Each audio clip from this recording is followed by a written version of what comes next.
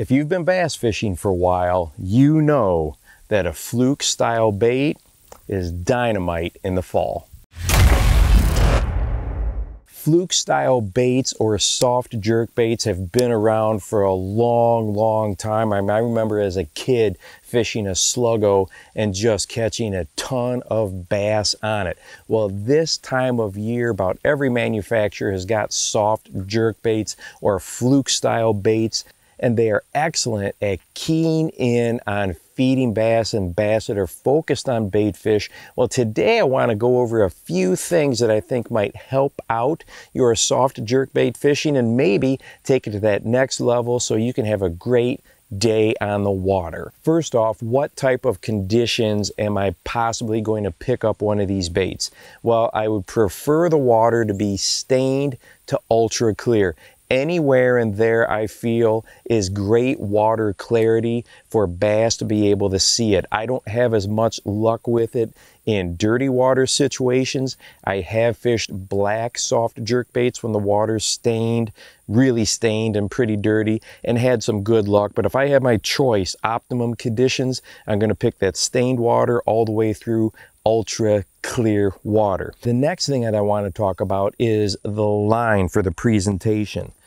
I feel by far and away the best is to go from a braid to a fluoro leader when I am fishing a soft jerkbait. Why? Because there's little to no stretch, and that means I'm going to be able to impart more action on the lure than if I was using something like monofilament. This is especially helpful when I make really long casts. I don't want all that extra stretch in the line. So going from a braid to a fluoro, I feel personally you're going to get much more action out of the lure, which should directly translate into more bites. So that is the type of line that I'm going to make sure that I have rigged up when I'm fishing soft jerkbaits in the fall. Now, water column is the key. We do know that most likely we're going to be fishing in that top part of the water column, either right on the surface or slightly below it. Now, there are times when I will be fishing down farther in the water column, but then I'm probably going to go with more of a paddle tail soft jerkbait, paddle tail swim bait with a belly weight here to get deeper in the water column. So I'm primarily going to be talking about today your straight tail soft jerkbaits. Now, as far as the hooks go, you've got a couple options here, and I find that this is preference based on what you have had success with in the past. I spend a lot of time using the EWG hooks on the soft jerkbaits, but there's also many anglers that really prefer just your traditional offset. This works really well also. So just mess around between the two and see what you prefer. Usually those hooks in the 3/0 to 4/0 size are going to be best for your standard 5-inch soft jerkbait. Now we need to talk about how do I keep this lure up on the top of the water column. There's a couple things that you can do. One is you can go ahead and use a soft jerkbait that is made out of Elastec. This one is actually the full-size Z2. It is salt impregnated, so it does sink. It doesn't sink as quickly as your traditional soft plastic, but these ones with the Elastec in it are either going to be more neutrally buoyant, or if there is no salt impregnated in there, it's going to stay up on the top really well. So that's the first thing you can do, is use an Elastec soft jerkbait as opposed to the traditional. Now, if you do have your traditional plastic, one of the ways that you can rig this, and I've seen several different pros over the years, touring pros, do this and show me this.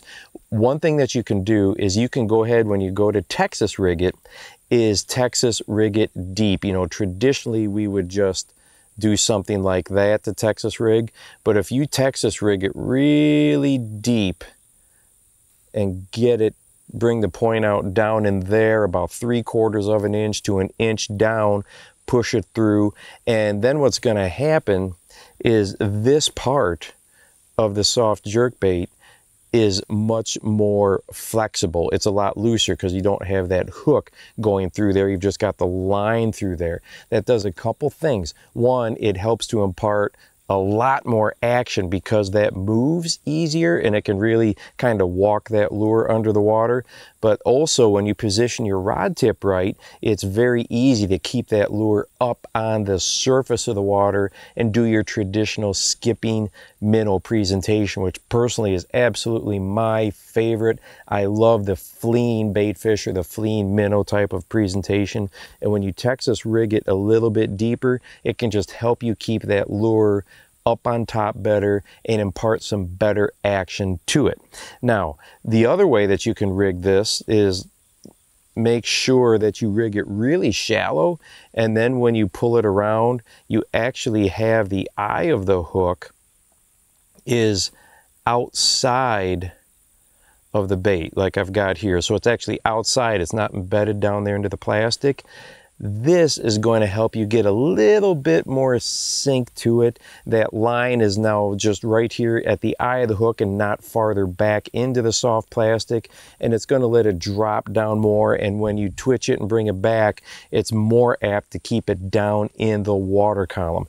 So those are just two really easy ways to rig up your Fluke style bait a little bit differently to help you either keep it up on top and get some more side-to-side action to it, or let it get down a little bit farther in the water column. A couple other things that you can do is vary your wire gauge. So you can use a lighter wire hook to go ahead and keep that bait up on top, or you can make sure you put a heavy wire hook on there, and that will help it sink. So those are all just little slight details that make a big difference in which part of that water column you want to hit. Now, one thing that happens all the time when you fish a Fluke style bait is you get short strikes. Bass like to come up and slash at that particular lure, that what looks like a bait fish, and stun it, kill it, shock it, and then as it just kind of floats down in the water column, they will engulf it. This is especially true when I fished smallmouth and they're really keen in on the bait fish on the shad.